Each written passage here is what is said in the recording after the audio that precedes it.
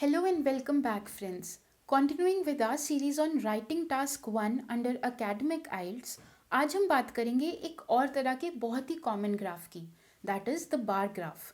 So without further ado let's begin to learn कि उसको कैसे इंटरप्रेट करते हैं.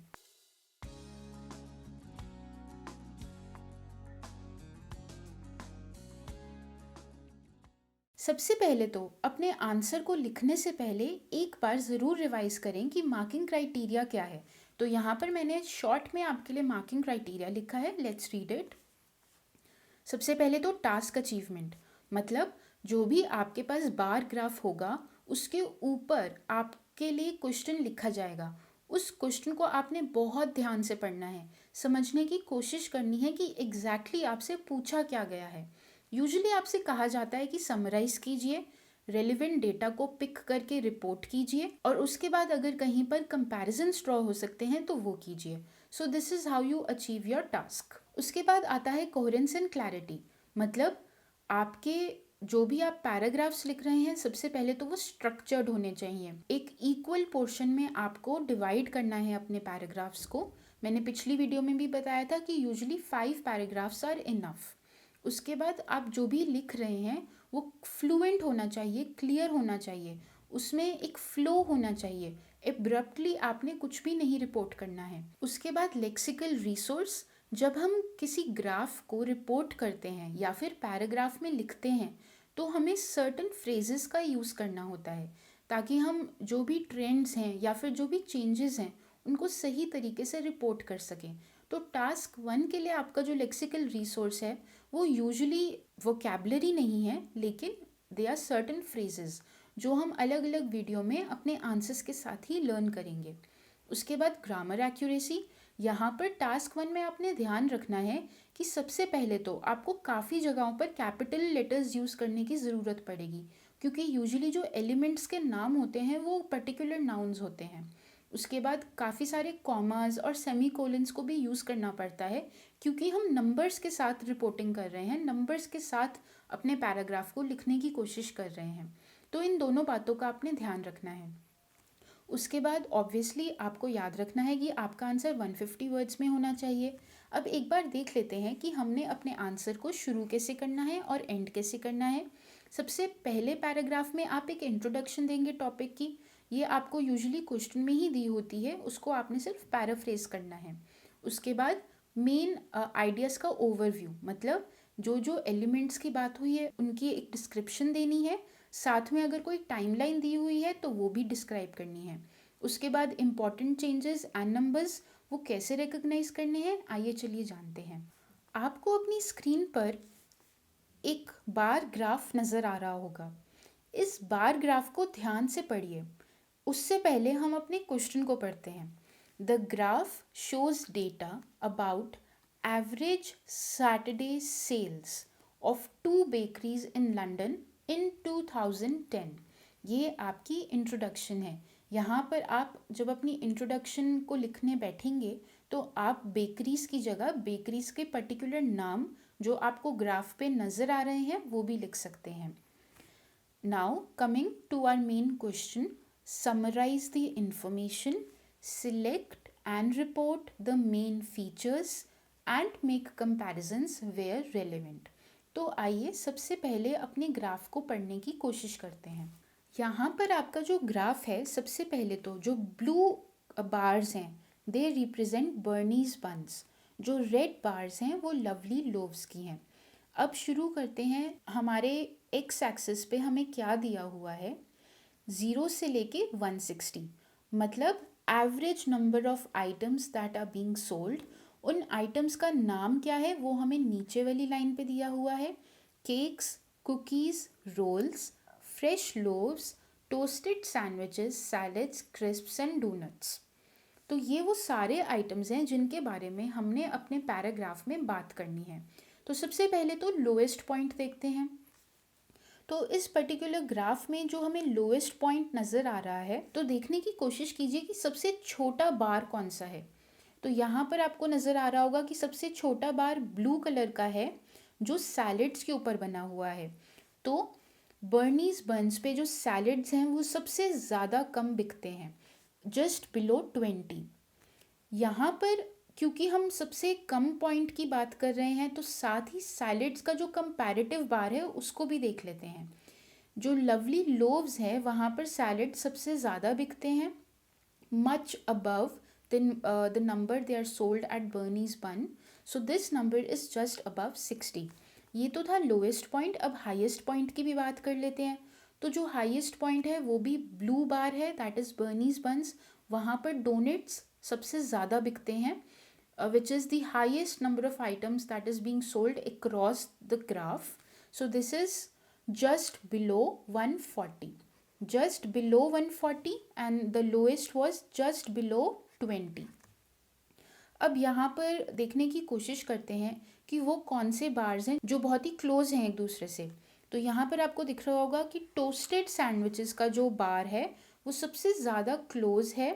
If you look at it closely तो आपको दिखेगा कि दोनों ही कंपनीज पे जो टोस्टेड सैंडविचेस की सेल है वो बहुत ही कट थ्रोट है, मतलब बिल्कुल क्लोज है, विच इज़ जस्ट अबव 20। अब हमने एकदम क्लोज बार ग्राफ की बात कर ली है। अब देखते हैं कि वो कौन सी आइटम है जिसमें सबसे ज़्यादा डिस्क्रिपेंसी है। तो आपको नज़र आएगा कि सबसे ज़्यादा डिस्क्रिपेंसी जो है वो हमें सैलड्स में देखने को मिल रही है एंड कुकीज़ में देखने को मिल रही है। तो इन दोनों ही चीज़ों की बात हम अपने पैराग्राफ्स में कर सकते हैं। अब हमने अपने ग्राफ को इंटरप्रेट कर लिया है, so let's move on to our paragraph and see कि कौन कौन सी इन्फॉर्मेशन दी गई है और कौन कौन सी इन्फॉर्मेशन हमने मिस कर दी है पढ़ने में। So friends, this is the paragraph that you will be writing based on the bar graph that you just saw. पढ़ते हैं कि कैसे हमें अपने बार ग्राफ को वर्ड्स में कन्वर्ट करके एक अच्छा छोटा सा एस्से बनाना है। रिमेंबर, यहाँ पर हमारी वर्ड लिमिट 150 वर्ड्स है। सबसे पहले introduction paragraph, the bar graph at hand, मतलब जो बार ग्राफ हमें दिया गया है। Bar graph at hand is a comparative one. ये बहुत ही कॉमन फ्रेज़ है, आप इसको एज इज़ अपने सारे टास्क वन के आंसर्स में यूज़ कर सकते हैं। And compares the most popular two bakeries in London by the items sold. It is a typical Saturday in 2010. The graph shows average sales of 8 items, including cakes, rolls, and toasted sandwiches in Bernie's Buns and Lovely Loaves. यहाँ पर notice कीजिए कि कैसे एक long sentence बनाया गया है commas को यूज़ कर करके। इसी तरह से हमने अपने छोटे से एस्से को बनाना है, हमें अपने ग्रामर प्रोविस को शो करना है यहाँ पर। तो जब आप सही तरीके से कॉमास को यूज़ करेंगे, लॉन्ग सेंटेंसेस को कनेक्ट करेंगे, तो माना जाएगा कि you have shown accurate grammar.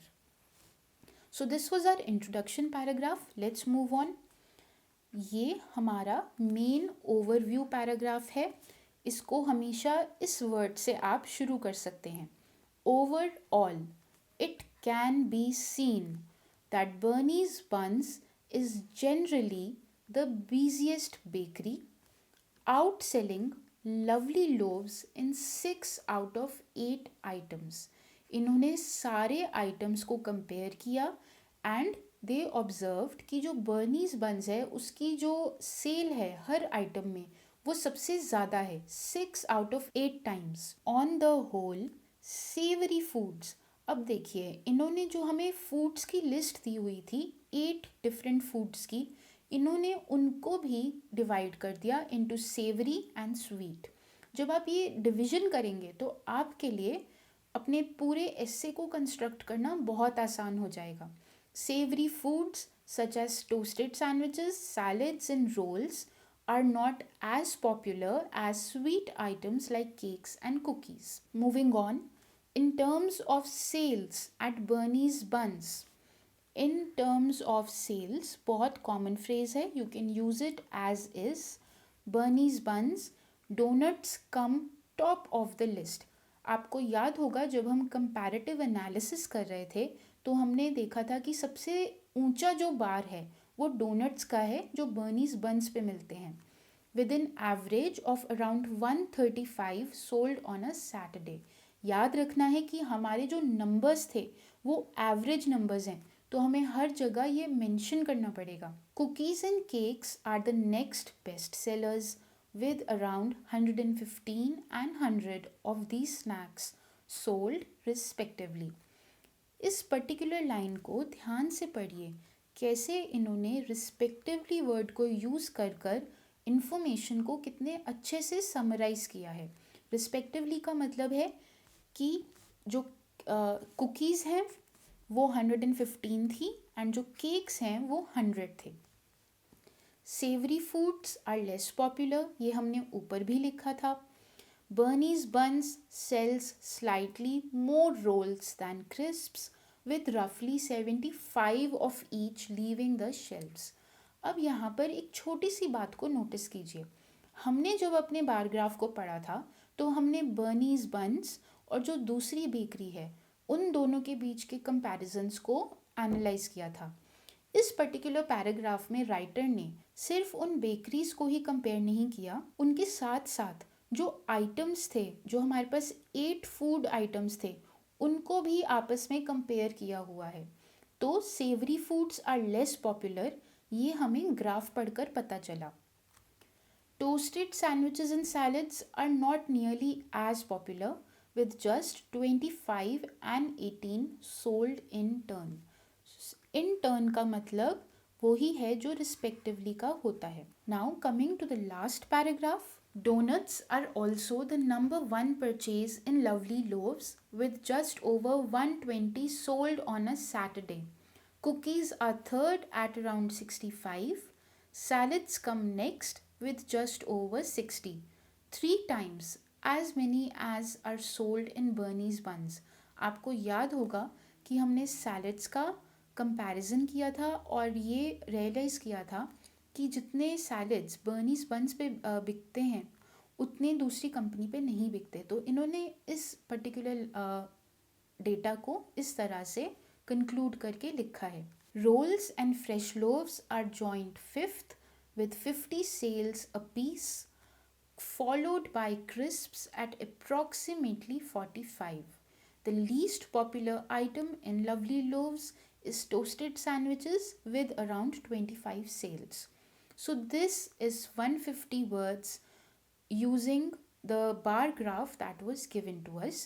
यहाँ पर एक बारी कोहेरेंस को चेक कर लेते हैं। हमने सबसे पहले इंट्रोडक्शन लिखी, उसके बाद एक ओवरव्यू दिया। ओवरव्यू के बाद हमने अगले पैराग्राफ में सिर्फ एक कंपनी के बारे में बात किया, बर्नीज बंस के बारे में।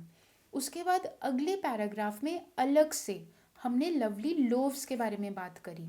तो यहाँ पर जो हमारा स्ट्रक्चर है वो बहुत ही अच्छा है, क्योंकि हमने किसी भी पॉइंट या डेटा को कंफ्यूज नहीं किया आपस में। इस स्ट्रक्चर को फॉलो कर कर हमारे पूरे एसे में क्लैरिटी भी आई, फ्लुएंसी भी आई। तो इसी स्ट्रक्चर्स को फॉलो कर कर आपने अपने टास्क 1 को अचीव करना है, मतलब कि अपना एक शॉर्ट एसे लिखना है 150 वर्ड्स का। In the next video, we will practice one more visual representation. So till then, keep practicing and stay blessed.